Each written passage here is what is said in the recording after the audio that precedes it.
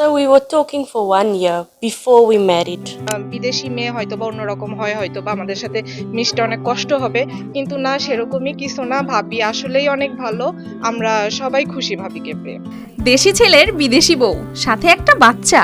ছোটবেলায় দাদি নানির গল্পে ঘোড়ায় চড়ে রাজপুত্র আসতো রাজকন্যাকে নিতে, কিন্তু এখানে রাজকন্যা এসেছে রাজপুত্রের কাছে, তাও আবার উড়োজাহাজে। একটি পরিচয় আর সাহসী সিদ্ধান্তে 1 বছর প্রেম, তারপর বিয়ে ও সংসার। আলাদা দেশ, ভাষা, সংস্কৃতি সবকিছুকে উপেক্ষা করে এখানে হয়েছে ভালোবাসার জয়। ইন্দোনেশিয়া, মালয়েশিয়া, নেপাল ও ইতালির পর এইবার দক্ষিণ আফ্রিকা। ভালোবাসার দূরত্ব কতটা, এই গল্পে মিলবে তার উত্তর। মাদারীপুরের ডাসার উপজেলার বাসিন্দা সজীব ব্যাপারী।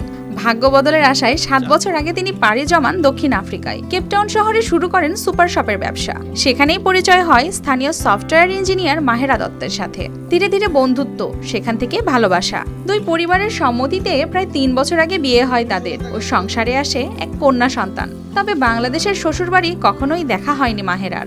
সম্প্রতি স্বামী ও কন্যাকে নিয়ে প্রথমবার তিনি মাদারীপুরে আসলে পরিবার আয়োজন করে আনুষ্ঠানিক বিয়ের।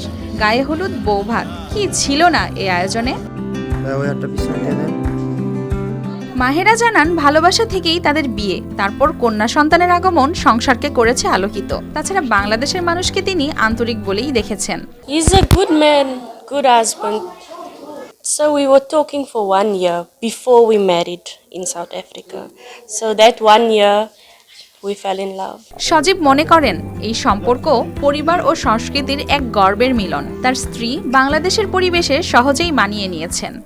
1 বছর কথা পরিচয় হওয়ার পরে আমরা বিয়ে করি।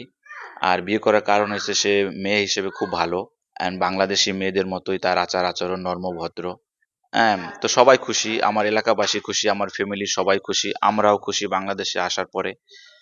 আর আমরা শীঘ্রই চলে যাইতেছি, ইনশাল্লাহ আমরা আবার আসবো। সজীবের বাবা মা বলেন বিদেশি পুত্রবধূ পেয়ে তারাও খুশি। পরিবারে এসেছে নতুন আনন্দ ও বৈচিত্র্য।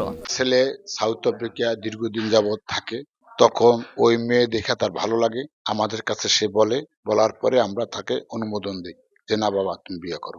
ছেলের বউ হিসেবে খুব ভালো, আমি যা বলি তা উত্তর দিতে পারে এবং আমার কথা বোঝে, আমিও তার কথা বুঝি। বিদেশি বউ দেখতে প্রতিদিনই ভিড় করছেন এলাকার মানুষ। চলতি মাসের শেষের দিকে এই দম্পতির দক্ষিণ আফ্রিকায় ফেরার কথা থাকলেও মাদারীপুরে থেকে যাবে তাদের ভালোবাসার গল্প।